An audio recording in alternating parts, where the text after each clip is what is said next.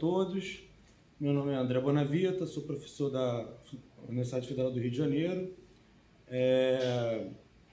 Venho trabalhando há algum tempo com diabetes mellitus e a ideia aqui é passar um pouco desse conhecimento para vocês, fazendo essa patologia, que é tão amplamente conhecida, se tornar mais fácil a sua compreensão. Para a gente entender a diabetes, primeiro a gente tem que entender alguns conceitos básicos quanto à relação de glicose. Tá? Muitos indivíduos falam, a minha glicose está alta e já acho que está diabético, ou ao contrário, minha glicose está baixa, não sou diabético. O que é glicose? Glicose é um carboidrato, tá? Oriundo da nossa alimentação. Então, tudo que tem açúcar, doces, massas, pães, tem glicose. E quando você se alimenta desses alimentos, essa glicose vai para a sua circulação sanguínea e ela vai ser utilizada como fonte energética para os seus tecidos. Então, como a gente pode ver aqui na figura, a glicose ela fica circulando nos vasos sanguíneos e conforme a necessidade do tecido nessa glicose, nessa energia, o nosso organismo sintetiza, libera uma substância chamada insulina e essa insulina atua nas células fazendo com que elas capturem, peguem essa glicose do sangue. Então, numa condição normal, você nunca tem excesso de glicose no sangue, porque você sempre vai estar secretando a insulina para utilizar essa glicose. Quando a diabetes se instala, você então vai perder esse controle da ação da insulina e essa glicose passa a aumentar em quantidade no sangue. E esse aumento da quantidade de glicose no sangue vai acarretar as diversas alterações no organismo que vão caracterizar a diabetes em si. Tá?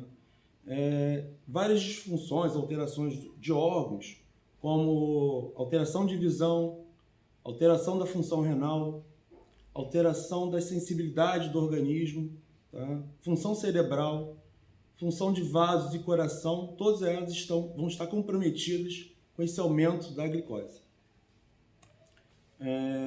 Essa diabetes, então, quando instalada, de acordo com como ela ocorreu, você pode diferenciar em 3 tipos.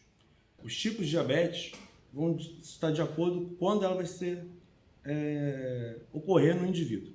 Tá? Então, a diabetes tipo 1 é aquela que ocorre no indivíduo jovem, em torno de 8 anos, mais ou menos, onde, devido a doenças, podem ser virais ou autoimunes, você tem a destruição das células produtoras de insulina, como a gente pode ver aqui no primeiro item, e esse indivíduo deixa, então, de produzir insulina, aumentando a sua glicose circulante no sangue. A diabetes tipo 2, que é a mais comum, ocorre em 90% dos casos de diabetes, ela está associada não à produção, e sim à deficiência na ação dessa insulina. E essa deficiência da ação da insulina está muito associada ao estilo de vida do indivíduo. Tá? E se ela tem outras doenças associadas, como obesidade e hipertensão. Ela normalmente ocorre em torno de 40 anos, como a gente pode ver aqui no segundo item. E nesse caso, o tratamento da doença é muito mais prejudicado, diferente do tipo 1, que basta você administrar insulina, que a princípio o indivíduo está tratado, não curado. Já no tipo 2, devido às outras alterações que ocorrem associadamente, é mais difícil a terapia, o tratamento. E existe ainda um terceiro tipo de diabetes, que é a gestacional, que ocorre em gestantes, e essa diabetes, esse aumento da glicose na gestante, se não controlado, futuramente essa indivíduo pode gerar uma diabetes tipo 2. Né?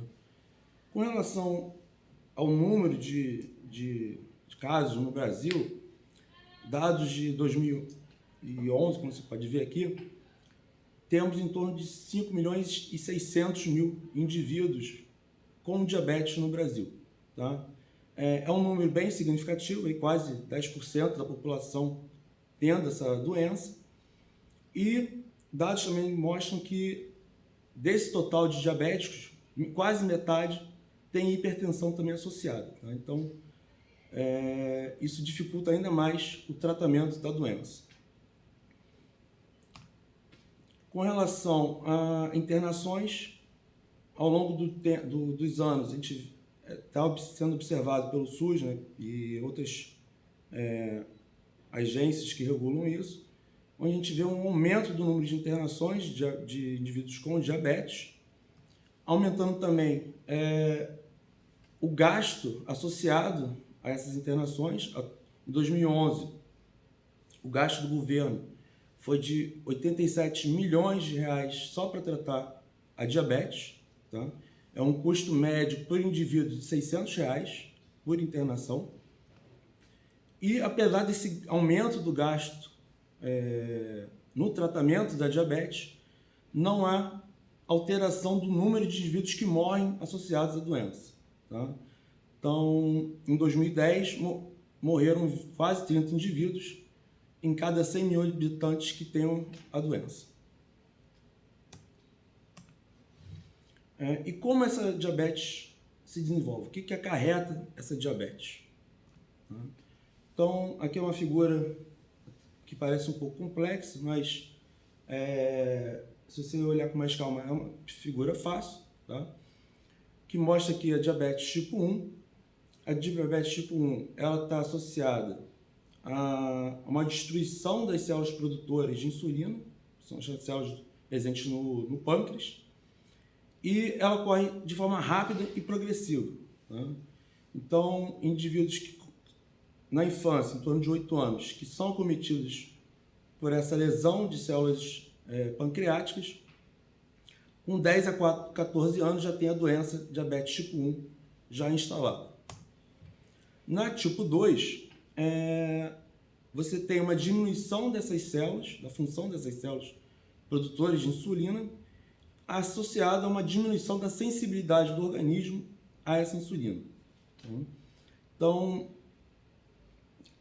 você vai ter presentes 3 indivíduos, um indivíduo que é normal, que a função dessa célula produtora de insulina está associada diretamente com a quantidade de glicose circulante, um indivíduo que é tolerante à glicose, ou seja, ele continua responder à glicose, mas de forma menos eficaz, e o diabetes tipo 2, diabetes médio tipo 2, onde ele não responde de forma significativa à presença de glicose no sangue. Então, com relação ao diabetes tipo 2, diferente da tipo 1, que é basicamente uma lesão de células produtoras de insulina, na tipo 2 a gente tem um desenvolvimento mais complexo. Tá? Então, atualmente a gente sabe que existem várias proteínas do nosso organismo que estão associadas a diabetes tipo 2, tá? Que são proteínas relacionadas também à obesidade e à resistência à ação da insulina. Tá? Então, se o indivíduo tem alterações decorrentes da ação ambiental em seu organismo, como por exemplo, sedentarismo, alimentação rica em gorduras, alimentação rica em carboidratos, rica em calorias, isso faz com que essas proteínas sejam ativadas ou inativadas e o organismo deixa de responder àquela insulina presente. Tá? Consequentemente, toda a função pancreática se torna ineficaz e mesmo havendo um aumento da glicemia, as células produtoras de insulina deixam de produzir o hormônio. Tá? Então, a gente tem estágios da doença diabetes tipo 2. No início, você tem uma falência da ação da insulina e no estágio mais avançado, a gente tem uma falência da produção dessa insulina. Então, aqui nessa figura, a gente vê isso bem claro, tá? Onde a gente mostra na parte inicial aqui do lado direito um indivíduo normal, onde a função e tamanho dessas células produtoras de insulina se mantém ao longo do tempo. Tá? No indivíduo pré-diabético, ou seja, ele não tem a diabetes ainda instalada, esse número de células e produção de insulina diminui, tá? E no indivíduo que já é diabético tipo 2, mesmo na presença dos tratamentos que são utilizados na doença, você vê cada vez mais a diminuição e função dessas células produtoras de insulina, tá? Então, só a critério de conhecimento, a gente vê que no estágio inicial da diabetes tipo 2 é utilizado como tratamento a dieta alimentar e o uso de metformina. Num estágio mais avançado, você tem a adição de outros medicamentos, como os hipoglicemiantes orais, que todos esses fármacos são muito importantes na terapia da diabetes. E por último, nos estágios mais avançados da diabetes tipo 2, se inclui a insulina também. E como é que você identifica se tem diabetes ou não? Dá para fazer isso em casa? Dá. É só você prestar atenção em alguns critérios que são comuns em todos os indivíduos diabéticos. Primeiro, que são chamados também de 4Ps. Tá? Então, seria a polifagia, a polidipsia, a poliúria e a perda de peso. O que é cada uma dessas situações? Polifagia é o aumento exagerado da fome. Por que isso ocorre? O indivíduo está consumindo alimentos. Você está gerando glicose para a sua circulação. Só que o organismo não consegue utilizar essa glicose. Qual é a consequência? Come mais. Então, seu apetite aumenta. Como você está aumentando a quantidade de glicose circulante, isso acaba gerando mais sede também. Então, o indivíduo bebe muita água, que é a polidipsia. Associada a beber mais líquido, você vai urinar mais, que é a poliúria. Então, esse indivíduo urina muito mais do que o normal. E é frequente, né, nesses indivíduos que urinam mais, no caso de diabetes, eliminar na urina a glicose. Tá? Então, se você observar formigas no assento sanitário, isso pode até ser um indicativo de diabetes. E por último, na diabetes tipo 1, você tem a perda de peso. Tá? Na tipo 2, o ganho ou perda de peso, isso vai variar de indivíduo para indivíduo. Tá? Outros fatores associados são fraqueza, cansaço, desânimo. É comum esses indivíduos apresentarem mais infecções de pele, tá? Como micoses, de genital, na pele, nas unhas. Tá? É mais comum também esses indivíduos terem ulcerações na pele. Isso é um problema sério, porque a falta de cicatrização em indivíduos diabéticos está diretamente associado com o aumento do número de amputações, principalmente de membros inferiores. E como esses indivíduos normalmente não sentem dor, a sensibilidade deles é alterada a lesões cutâneas, ele não sente que tem aquela lesão vai se agravando e, consequentemente, gera um processo infeccioso que pode gerar a amputação do membro. Tá? E também uma outra alteração comum na diabetes é a alteração visual, podendo chegar à cegueira. Então, quais são os fatores de riscos para o indivíduo desenvolver diabetes tipo 2, já que tipo 1 ocorre na infância e não tem, a princípio, como você evitar isso. Mas na tipo 2 você tem como identificar alguns riscos que podem ou retardar o surgimento da doença ou mesmo você não desenvolver essa doença. Então, são 6 pontos principais. O primeiro seria histórico familiar de indivíduos com diabetes tipo 2 ou diabetes tipo 1 também. O indivíduo ter mais de 45 anos, que é um fator bem associado a desenvolvimento da diabetes. Excesso de peso ou obesidade. Obesidade e excesso de peso agravam principalmente no caso da ação da insulina. O indivíduo ser hipertenso, ter colesterol elevado. E em caso de mulheres com antecedentes de filhos nascidos com mais de 4 quilos. Ou seja, essa mulher que teve filhos com mais de 4 quilos provavelmente teve uma diabetes gestacional, não tratou essa diabetes gestacional e a chance dela ter uma diabetes tipo 2 é elevada.